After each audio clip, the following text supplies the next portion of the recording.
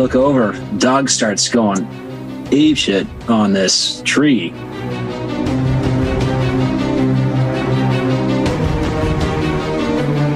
Tree starts shaking, right? And this big sucker just jumps right out of it. I'm freaking out. The dog's freaking out. I pick up the dog, run inside, try to tell my brothers what's going on.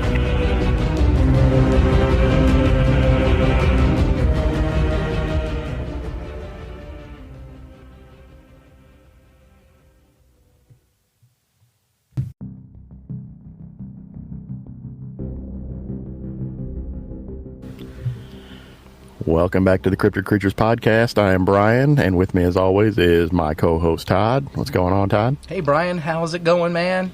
It is going great, let me tell you. Another good episode coming up. I know. I'm excited about this one. It's close to home. Can you believe that we're out here trying to find places to go? You know, I just got back from Oregon on an excursion, and we're going all these places, but they're right here in our backyard. Or at least people are having encounters right here where we're at, close to us. I know. I'd have never guessed that, and it's very exciting. And I'm looking forward to get out there and checking it out for ourselves. Hell yeah! I mean, we don't have to go very far. We don't have to travel 2,000 miles to go squatting. Hell no. I mean, 20 minutes. This is amazing. You know, we talked about having the Cass County and then the one toward Fort Wayne, and now it's like, boom, right in your backyard. Here you go. Right in the backyard. Yeah. We're going to be bringing Rob on, and Rob is an acquaintance of mine here where we live in this area. And I had heard before we even started this podcast that Rob had an encounter, and I didn't know where. I certainly didn't believe here. Yeah, no kidding. So close to home. Yeah. Wild. So I finally got a hold of him and talked to him, and man, we had to get him right on the show here. So you're damn right. This is crazy. But yeah, I did just get back from Oregon, like I was saying. I was up in the Blue Mountains. Any luck out there? No, but I'll tell you, I'm trying to post a video. It's a little long. Maybe it's too long. I'm trying to post it on our group page and our Facebook page of what I was, you know, I recorded myself walking around in video of the woods and the forestry there, and it was actually snowing up there. No kidding. Yeah. What? Yeah. In almost June? May 19th. There was still snow up there. In fact, getting up there was certain parts of the road where snow had just got dumped, and plow truck came through and just plowed a narrow corridor enough for one vehicle to get through for like maybe a 30-yard stretch. And literally, you had to slow down, or you were going to bump your car on the sides of these 3-foot-high snow walls. Almost the end of May. Yeah. Ugh, mountains. Yeah. And I'm like, damn you, Bigfoot, you're not going to keep me away this time. I'm coming for you. So I got up there and found a spot and parked and walked up this old logging road. And it was pretty much, you couldn't get a vehicle up and down it at this point. There were a bunch of ruts. I mean, a huge mound of dirt had got placed there. Like, they don't want anybody coming up there. They kind of blocked it off. Mm-hmm. So I walked over that and walked around, and I found some elk tracks. But I'll tell you what was weird, Brian. It was, as soon as I got out of the car, it was immediately quiet. Extremely quiet. So I had excitement for that, right? That's one of the first signs, they say, yeah. Right. Did I feel like I was being watched? I don't know. I can't say that I had that feeling. I did not. But I'm the kind of person that could be being watched from whatever. You didn't have that. Not have a clue. Hair standing up on the back of your neck. No. But it was weird. I wanted to push on more on the road, but I'll tell you, I just kind of decided not to. I decided I'm getting too far away. Although I didn't feel like there was anything there, I did not want to get too far away from my vehicle to something that happened. I couldn't get back to it. Right. And, I just don't want to get lost, so... Especially when obviously it's still the middle of winter up there. Yeah, obviously. It went from it was about a 65-degree day. And then when I got up in the mountains, it was 45. I did get out, like I said, though. I had a jacket. So it was tolerable for sure. There wasn't so much wind that day, but it was snowing. And it was... That's crazy. Mm-hmm. But no, still no sighting. That's all right. It'll happen. I did think I heard a snap and a grunt when I was out there. It could have been a deer. Maybe I just thought I was hearing things. You can't really pick it up on the video too much, but I did hear that. As quiet as it was, I heard a grunt, which was probably a deer. I don't know, man. It's not the rut. And then a tree snap a few, probably like 5 minutes later, but far enough away where I couldn't see anything, whatever the reason it was. So who's to say? Very cool. It was. But man, like I said, we don't have to travel far. We've got them in our backyard. I know. I would have never guessed that in a million years. And I got to say, I did go on and look on the map, as I always do, and there's a water system and a wood system heavily surrounding where this location happened, and trailing off to other wood systems. Not as big as you'd think, but, I know these things just don't pop out of nowhere and start, like you said, walk down the streets, They've got to travel somehow. Oh, they got to have cover. I mean, Enough of us rambling on. Let's go ahead and just bring Rob on the show. Yeah, let's get him on here and talk about this. Okay, here we go. Rob, welcome to the show. Thanks for coming on, man. Yeah, thanks for having me. We really appreciate it, for sure, definitely. Yeah, we do. Thank you. So the cool thing about your story, Rob, is we were talking, and basically it's pretty much where this encounter happened is very close to my location. And the crazy thing I was talking to Brian about too was, we did an Indiana Fort Wayne location, we did a Cass County location, and I don't give my direct area, but we're northern Indiana and close to the Michigan border. And I'd wanted to talk to you before we ever started this podcast, Rob, because I'd heard you had an encounter. I just didn't know where. And and when I heard that it was where it was at, it kind of shocked me, and I was like, "Oh my gosh, I wish I would have talked to you first." So, yeah, right. I was shocked too when I heard how close it was. Right. So, Rob, before we get rolling into your encounter and everything, why don't you tell us about a little bit of background about yourself? Did you believe in Bigfoot growing up, or anything cryptid creature wise, or what was your thoughts on that kind of stuff, and how did all that? Not really. I mean, I'd seen some weird things growing up, but never really kind of into cryptozoology or had very many experiences like this, that's for sure. Did grow up, I was born in Texas and raised in Montana, Massachusetts, Indiana. Wow. So you've been around a lot of places. Yeah. You've been around. Yeah. Come to Indiana only to experience something like this. Yeah, that's right. So you were born in Texas, lived in Montana. Yeah. And then you said where? Massachusetts. Of all the states that are known to have Bigfoots, you find one in Indiana. You saw one in Indiana. Right in my backyard, basically. Yeah, that is wild. That is wild. How does this stuff happen? Okay. I don't know, man. So how old were you when this encounter happened, Rob? I think it was freshman year, high school. Mm-hmm. It's in the winter time. Okay. So it's like right after Christmas break. What was going on the day of the encounter, or what were you doing? I mean, so my parents were out of state, and so it was just me and my three brothers. Dog was going crazy, wanted to go outside. We had a little tiny dog too, big spirit. And I went outside with the dog on a leash because it was snowing out, kind of a little crazy. And you just look over, dog starts going apeshit on this tree that's like 30 feet from us. And I'm like, what the heck's going on? I'm trying to peer around, see what's going on. And tree starts shaking, right? And this big sucker just jumps right out of it. Just like, he must have been at least 9-10 feet tall on there. Gives me and the dog this big loud growl and just poof, right off to the tree line, which was 70, 80 feet from us, right? So like one leap to one spot and then off. I'm freaking out. The dog's freaking out. I pick up the dog, run inside, try to tell my brothers what's going on. And they're like, no way, man. You didn't see that. What are you talking about? Brushing it off. None of them want to go outside, mind you, to see if there's anything out there. And it's snowing outside. So by the time they actually get any kind of courage together, it's been like 2 hours of snowing. And so there's just nothing. There's just no sign of anything. Oh, man. Had it just started snowing when you went out, or was there quite a bit of snow on the ground? No, there was only about an inch or two of snow on the ground at the time, but it must have been coming down pretty decent because there's a couple more inches on there. So yeah, you guys didn't go look for prints right away until it snowed a little bit more, or maybe you didn't at all. I don't know. Yeah, well, we kind of just had enough courage to get outside to look at it.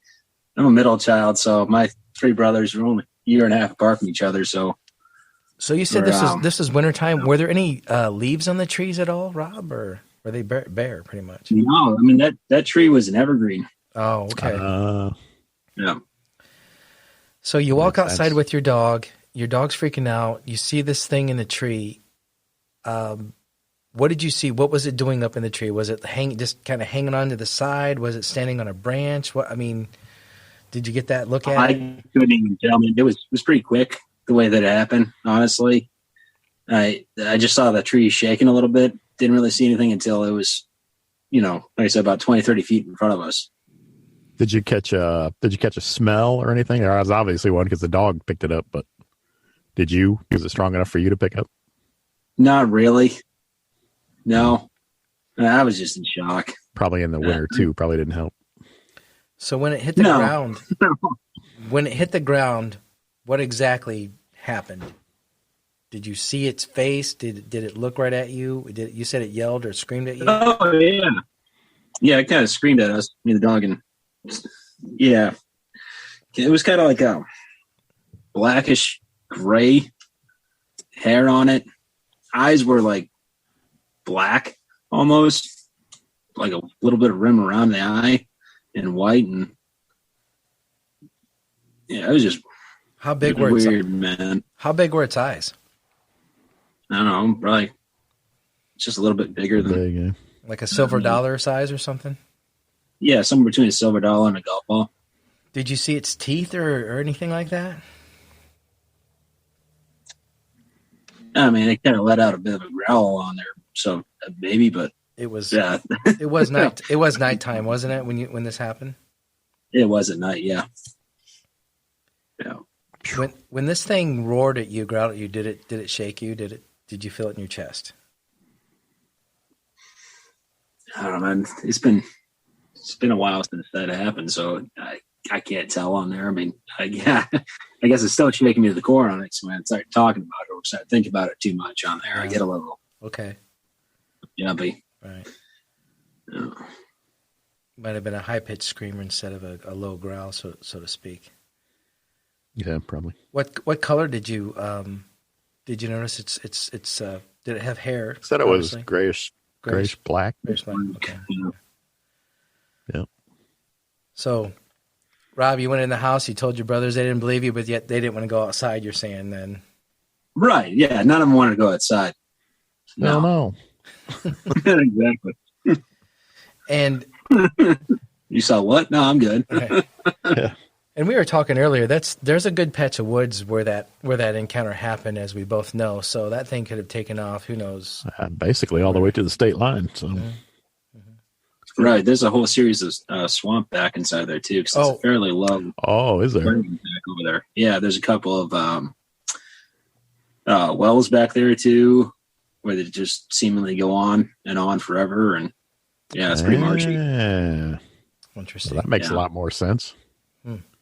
No, it's really eerie when you walk past that way during the summertime when the grass is like 7-8 feet tall around that marsh, and you just feel like something's just watching you. Did you feel like that? Like you said, you grew up there when you were a kid. Did you play back there, and when that happened, did you have those feelings back then? Like, not for a while on there. I think after that experience, maybe the following summer, yeah, periodically still walking back in that area. Right. Kind of gives you a bit of the chills and kind of creeps you out a little bit. Oh, yeah. Yeah. Rob, you had said you had some strange things happen to you after this encounter. Why don't you talk about that a little bit, if you don't mind? Yeah. I mean, every once in a while, you'd hear like something thumping up against the side of a tree. Knocking noises. We had a bathroom. It was kind of like the boys' bathroom. We had like a skylight inside of it. And for a while there, we didn't want to use that bathroom because we just like peer up into the night sky and you see like these beady little red eyes just staring right at you. And like you hear things running around on the outside of the house. And that was just, it gets, when in Indiana, you know, when it snows, you get that really super eerie quiet where you can't hear the traffic. Yeah. Yep. You can't hear anything outside. Yeah. You just feel like there's something out there. That cold, crisp. Yeah, that cold, crisp quietness. Yeah, I know that all too well. Really? Yeah. It just eats the sound, too. You can't hear anything. Yeah. Yep. So do you remember your parents ever saying anything to you about, you know, be careful when you're out in the woods or don't go out in the woods alone or anything like that? Does anything recollect back to where maybe they knew about something that was going on there? Or did they ever have any kind of situation that they maybe knew something was lurking around you guys' woods? I mean, I love my parents, but they weren't necessarily around. They're very much preoccupied with themselves. I gotcha. Okay. Yeah. Mm-hmm. Yeah, and we were 4 boys all around the same age and in our teens in the wilderness. They didn't. Yeah, as long as you came home and weren't dead, you're fine. Okay. I am.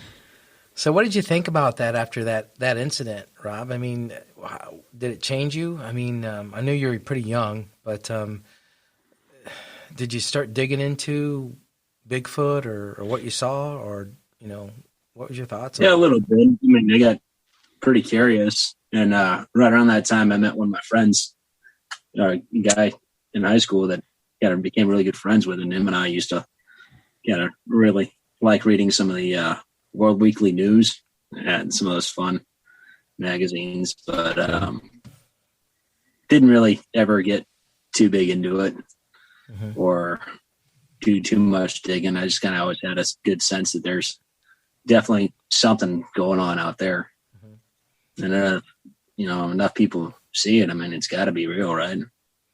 What I saw couldn't be fake, right? Right. Yeah, that's exactly why we started doing this. Yeah. I mean, our philosophy is, you know, thousands and thousands of sightings out there, and the people that we've talked to already, you know, but I keep saying there's thousands and thousands of sightings and thousands of people that have come forward. There's probably 3 times that many that don't. But if one of those people, just one of those people is telling the truth, then it has to be real. Mm-hmm. Right. So. I don't know. I saw something, man. And I believe you. Well, Rob, I believe you. I know you, and we do believe you.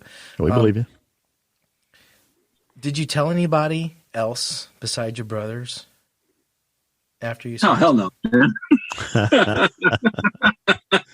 Nobody's calling me crazy. Fuck that. I just moved out this way from like 850 miles away to come out to Indiana as a freshman in high school. I wasn't talking to anybody about that. I would have been. So that was recently after you moved here. You're like, what is going on in northern Indiana? Yeah. It already seemed kind of strange. We moved out here in the summertime, so I was like, oh, well, it smells like pigs and horses. Yeah. Yeah, welcome to Indiana. Yeah. We got more than pigs and horses in Indiana, apparently. Apparently. Yeah. Here I'm going all the way to Oregon and everywhere else to look for these things, and right in my damn backyard. Oh shit. That's another interesting thing. You said pigs. Anybody's livestock come up missing around there? Have you heard? Anybody said anything about that? I really wasn't at that time. I didn't know anybody, any of the farmers or anything like that. I just kind of stuck to myself. That'd be interesting to look into that and see if. Well, Rob, you and I had talked, and you said that you might have access to that property still, and we could probably go on there possibly with you and walk around and do some recording. Is that true? Yeah, I'll be able to show you guys around. That'd be cool. Where I had that encounter, and then where I kind of had some of those eerie feelings and things like that. Yeah. Yeah, I'd like to see that. I don't think I would have went out of my house for a long time, if ever, after I mean, that was real close to your house, right? You said you were 30 feet. You're just letting your dog out in the backyard or somewhere. Yeah, I just moved out here from Massachusetts though, and when I was out in Massachusetts, I had a bunch of hoodlum friends. Mm-hmm. So big bad kid on there with three brothers. Mm-hmm. So and you can't push your foot around that for too long. You estimated that this thing was 9 or 10 feet tall. You think? Yeah, because at that time I was probably I'm about hair under 6'4" now. So I was probably a good 5'10" by then, freshman year. Mm-hmm. Damn. Yeah. So the thing I had 4 to 5 feet on me. When that thing jumped out of the tree and hit the ground, did you feel it? Did you feel a thud or anything, or was it too far away for that? Probably too far away. I mean, most of the soil that's out there is all sandy soil on there, so okay, it's a little bit of background construction. If you're on sandy soil, you're not going to feel much thud in 30 feet from you. Yeah, Indiana has the weirdest terrain ever, and it's just flat, but it can be so many different substances that from sand to hard rock to you name it. So clay, lots of different types of clay. So, Rob, would you ever want to see another one again if you had an opportunity, maybe from far away or anything like that? Or are you totally like, no, I've seen it, I don't want to see it again? No, I'd be curious. I mean, I do like watching Animal Planet from now and again on there. So just to be able to see something to know more about it, to learn more what this is, would be great. Yeah. What do you think it is, Rob? Do you think it's do you think it's a missing link? Do you think it's some kind of offshoot of like maybe some kind of, ape from back in the day? Do you think it's alien or related or spiritual related? What's your thoughts on Bigfoot? There's a lot of different thoughts on it, but personally, I kind of lean maybe towards two different ideas. All right. Behind it, so probably some form of great ape, which, given its size and how secluded it likes to keep, it's easy to see mythological kind of connotations or associations with it, with Native Americans. Sure, yeah. Well, especially where you saw it. I mean, this area, you would not think that, they're not going to be around here. But I do get on the maps when people talk about their sighting locations, and I look. And I did notice that, like I said, there's a big patch of woods on either side of the road there.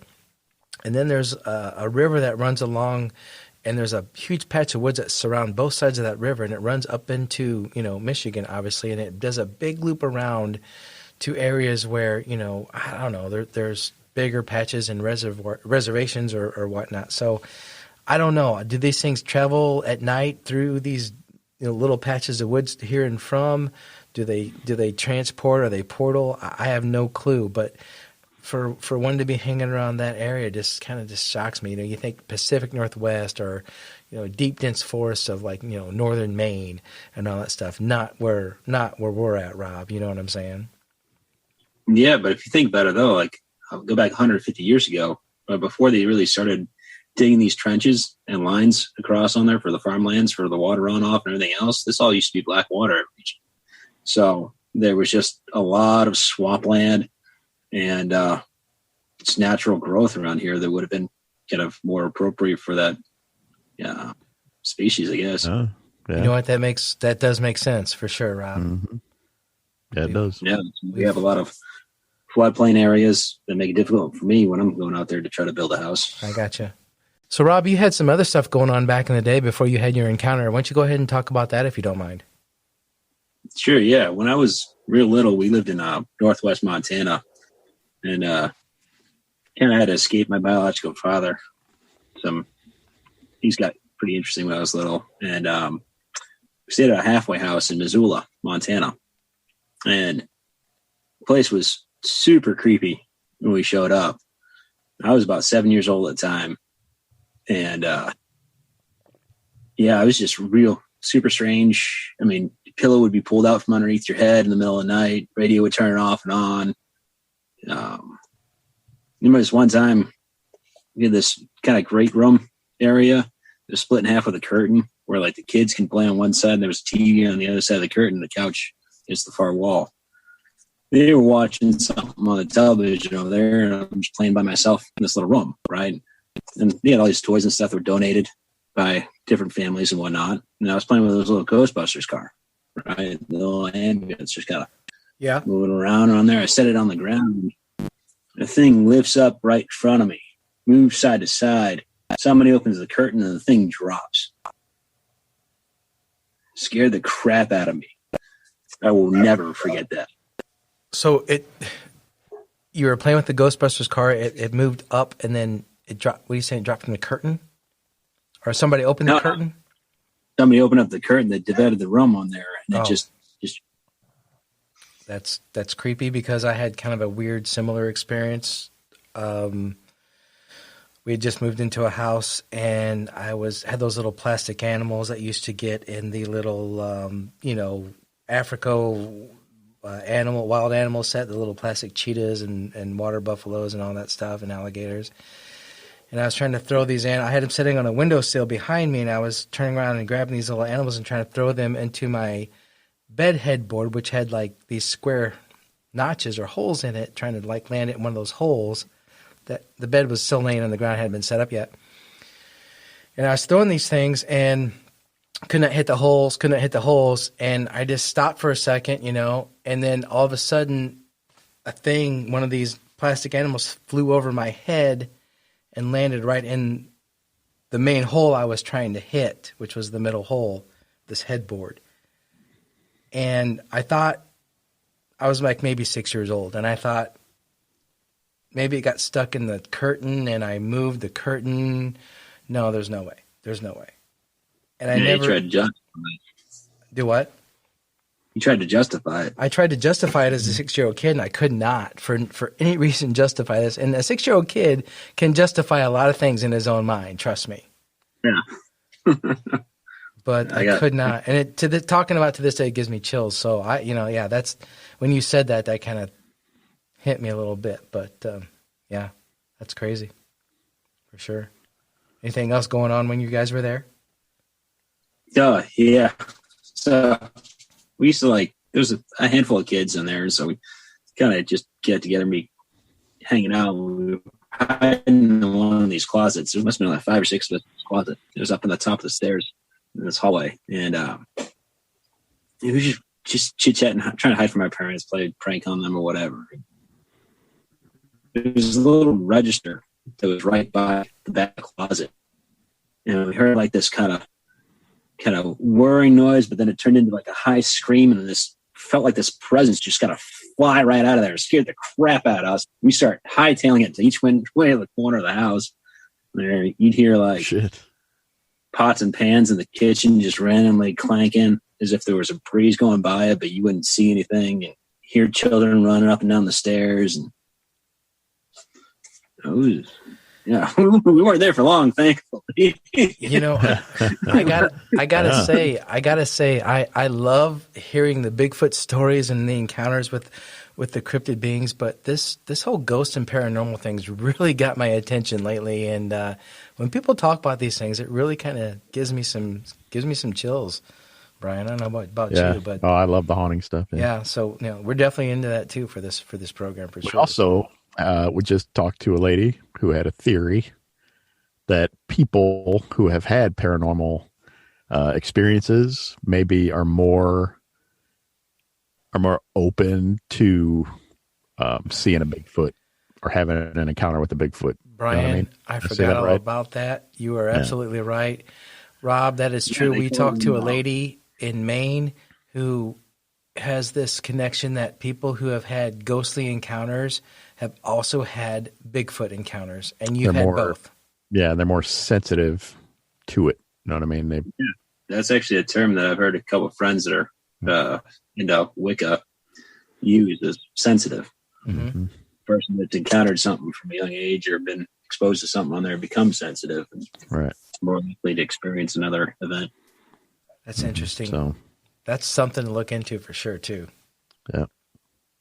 Well, we just got a little more proof right here. Yeah, we did. We did. That's awesome. Brian, thanks for bringing that up because I totally was not thinking about that at the time. I was too interested in Rob's encounters and situations. Yeah, as soon as you said that, I was like, we're gonna have to check into this some more. Absolutely. Absolutely. Well, Rob, we thank you for coming on and telling your story, man. It means a lot to us for sure. Yeah, and especially the fact that you're right basically in my backyard where this thing happened. So, I'm going to start watching around myself here. Yeah, thanks for coming, guys. Yeah, you too. Thanks a lot, man. We appreciate it. Right on. I hope you continue to listen to the show. Yeah, Rob. And since we're around the same area, we'll have to grab a beer sometime soon. Oh, absolutely. We all love beer. Yeah. All right, man. You take care. We appreciate it again. All right. See you guys. Well, Brian, another awesome episode and great show. Yes, it was. Yes, it was. I'm glad he came on and told us about that. That was wild. That was crazy. Again, I'm amazed how close it was to home, Yeah. Yep. Right in our backyard. It's. Rob did say he was going to take us to that location, or he would take us to that location. He did say that. Yeah, we need to set that up. And it wouldn't be too far away. I'd like to go check that out. I'd like to see the tree he actually saw it jump out of, and all that stuff too. Yeah, me too. It just makes you think, when you have something going on and you realize how close they can be, it really makes you keep your eyes and ears open at all times. I'm always looking deep in the woods when I'm driving, as much as I can anyway. I always catch myself doing that now too. But anyway, man, another awesome episode. And I want to thank all the listeners. We're growing like crazy. Check us out on Facebook. I know. This is mind-blowing how big this is getting. So we just want to thank everybody. Absolutely. Listening and supporting the show. And without them, we wouldn't be here, Brian. I mean, we could be here talking about to ourselves. Yeah, we could be talking to ourselves. Listening to our own podcast. But we appreciate everyone listening. Yeah. It's a lot of fun. And it is. It's exciting, and we meeting a lot of really cool people. Absolutely, that's the best part about it is the people we're meeting, and I can't wait to meet them in person if they come to the Crypticon in the fall. So we got that to look forward to. But I appreciate you guys listening. If you're not on our Facebook page, come be on our Facebook page. Come join our group. We're going to be having shirts and hats and merchandise coming up for sale if you guys are interested. So that's right. Pretty nice shirts too. Todd's wearing one. I wish I would have hit record. Yeah, next time I'll record this for YouTube. I've got this shirt on. They are, Brian, these shirts are so comfortable. I can't tell you how comfortable these shirts are. I know. I can't wait to get one. Really lightweight. Well, I'll get one to you next week, buddy, for sure. All right. All right, Brian. That's all I got, man. Yep, me too. All right. That was a great show. It was. Looking forward to the next one. Right on. We got a lot coming down the pipe, so. Yeah, we do. You guys stay tuned and appreciate you listening and keep on listening. As always. All right, man. You're out in the woods. Keep your eyes and ears open. Let us know what you hear and see. Right on. Take care, Brian. Yep.